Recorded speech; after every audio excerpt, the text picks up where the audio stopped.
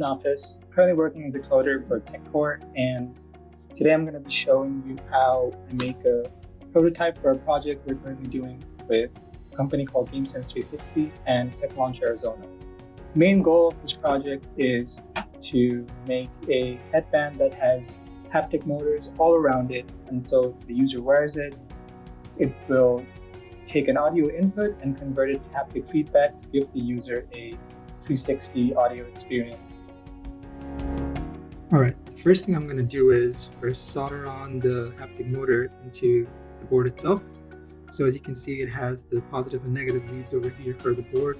If you have like a bigger connector, you can use like a separate breadboard and connect this pins to the breadboard yourself.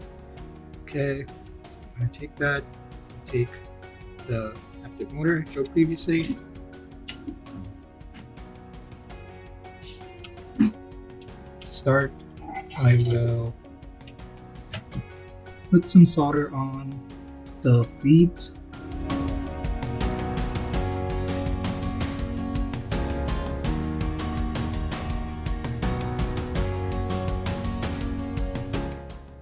And once that's done, we'll take my motor, spread out the connectors a little bit, and I will solder them down.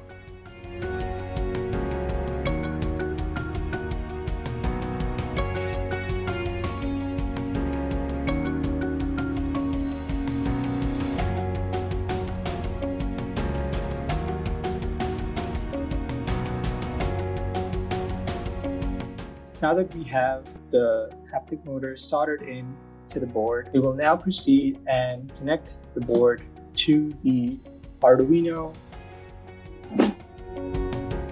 using jumper cables and a breadboard. And of course, we will be needing a headphone jack and a 1 microfarad capacitor. To start, I'm going to be connecting all the ports to specific ports in the Arduino.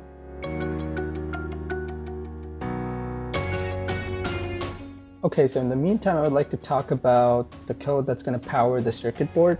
The board I'm using is from Adafruit, and they have their own Arduino library, which is pre-existing code for the different functionalities of the circuit board.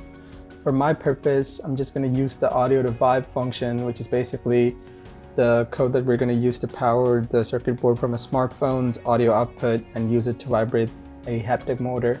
I'm just going to tweak the code a little bit so that it works with the ports on my Arduino, and that's it.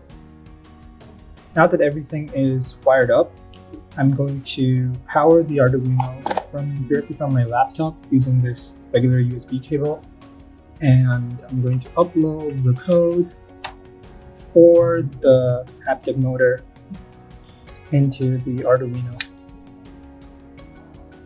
Once that has been done, I will use this male-to-male aux cable, connect one end into our audio jack right here. So now I'm going to use this smartphone right here and use it to play an audio file, which should make our haptic motor vibrate. So we'll connect the smartphone. Okay, so now you can see we have everything wired up. I have a aux cable running from our setup to a smartphone. Here's our motor. The Arduino is being powered from my laptop, and now I'll play this stereo audio test file on YouTube.